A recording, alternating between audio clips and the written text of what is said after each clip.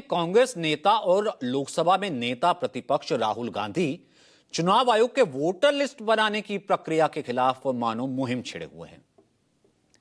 हरियाणा, महाराष्ट्र और दिल्ली चुनाव में वोटर लिस्ट में धांधली का मुद्दा वो लगातार उठाते रहे हैं। राहुल गांधी अब कर्नाटक सामने लेकर के आए हैं। राहुल ये कह रहे हैं कर्नाटक के वोटर लिस्ट में बड़ी गड़बड़ी हुई है। इसके लिए उन्होंने बाकायदा पुख्ता सबूत होने का भी दावा किया। राहुल की माने तो उन्होंने कर्नाटक में वोटर लिस्ट की जांच की है, खुलासा करेंगे, एटम बम फोड़ेंगे। सुनिए।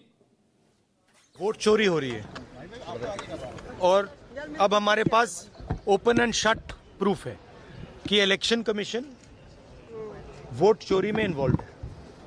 और मैं लाइटली नहीं बोल रहा हूं, मैं 100% प्रूफ के साथ बोल रहा हूं, ठीक है। और आप सबको पता लग जाएगा, जैसे ही हमने ये रिलीज किया पूरे देश को पता लग जाएगा कि इलेक्शन कमीशन वोटर चोरी करा रहा है।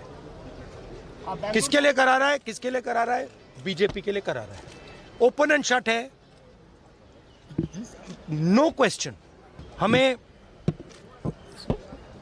मध्य प्रदेश में सस्पिशन था, लोकसभा में सस्पिशन था, महाराष्ट्र में वो थोड़ा आगे गया, स्टेट लेवल पे हमें लगा कि यहाँ पे चोरी हुई है। वोटर एडिशन हुआ था, 1 करोड़ वोटर्स ऐड हुए थे। फिर हम थोड़ा डिटेल में गए, हमने कहा देखो अब इलेक्शन कमीशन तो मदद नहीं कर रहा है, तो थोड़ी ग्रैन्युलैरिटी में जाना है, गहराई में जाना है। तो हमने अपना ही इन्वेस्टिगेशन करवाया, उसमें 6 महीने लगे और जो हमें मिला है वो एटम बॉम्ब है।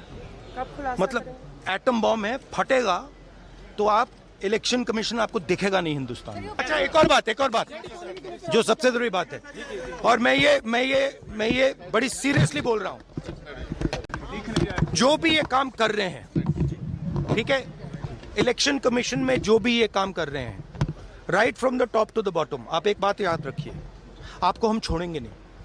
कुछ भी हो जाए हम छोड़ेंगे नहीं आपको, क्योंकि आप हिंदुस्तान के खिलाफ काम कर रहे हो।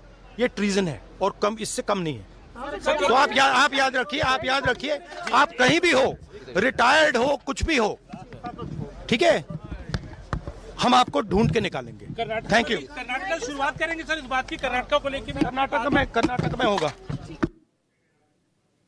तो बेहद आक्रामक और बेहद कड़े तेवर में नजर आए राहुल गांधी। अब सवाल यह है कि राहुल गांधी कर्नाटक में क्या करने वाले हैं। दूसरा सवाल सबसे बड़ा है कि कर्नाटक में वोटर लिस्ट की जांच में राहुल को ऐसा क्या मिला है जिसे वो एटम बम कह रहे हैं। तीसरा यह कि वोटर लिस्ट में किस धांधली को उजागर करने वाले हैं राहुल। और चौथा, राहुल के पास कौन सा एटम बम है जिसे फोड़ने के बाद इलेक्शन कमीशन दिखेगा नहीं, बचेगा नहीं।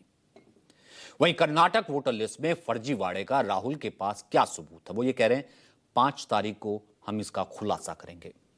इन सभी सवालों का खुलासा आज हम करने जा रहे हैं। आपको बस अगले 10 मिनट तक हमारे साथ बने रहना है।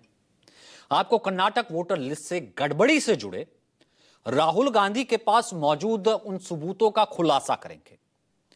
लेकिन उससे पहले उनके आरोपों पर सत्ताधारी बीजेपी का क्या पलटवार रहा जब राहुल ने बातें कही, पहले वो सुनिए।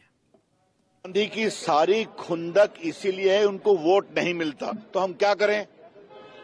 देश हार गए तीसरी बार, हरियाणा हार गए, महाराष्ट्र हार गए, दिल्ली हार गए, अब बिहार भी हारेंगे, बंगाल भी हारेंगे।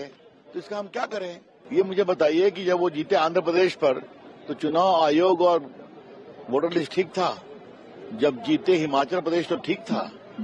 ये क्या मजाक करते हैं? जनता को क्यों इस तरह से धोखे में रखने की कोशिश करते हैं? राहुल गांधी कांग्रेस पार्टी, पहले अपने अंदर देखो कि जनता आपको वोट क्यों नहीं देती है, ये समझना पड़ेगा। बीजेपी कांग्रेस और राहुल गांधी पर जिस महाराष्ट्र, हरियाणा और दिल्ली हारने का आरोप लगा रही है, उस पर भी राहुल गांधी हमेशा से मुकर रहे हैं। इसके खिलाफ राहुल गांधी कई बार मोर्चा खोल चुके हैं। यहां तक कि लोकसभा में भी यह मुद्दा वो उठा चुके हैं। सुनिए। महाराष्ट्र में more voters were added in 5 months in Maharashtra than were added in 5 years in Maharashtra. जितने 5 साल में ऐड हुए उससे ज्यादा 5 महीने में ऐड हुए, आखिरी 5 महीने में। लोकसभा चुनाव के बाद एक बिल्डिंग है सर शिरडी में, एक बिल्डिंग में 7,000 नए वोटर एक बिल्डिंग में ऐड हुए सर। एक बिल्डिंग में 7,000 नए वोटर ऐड हुए सर।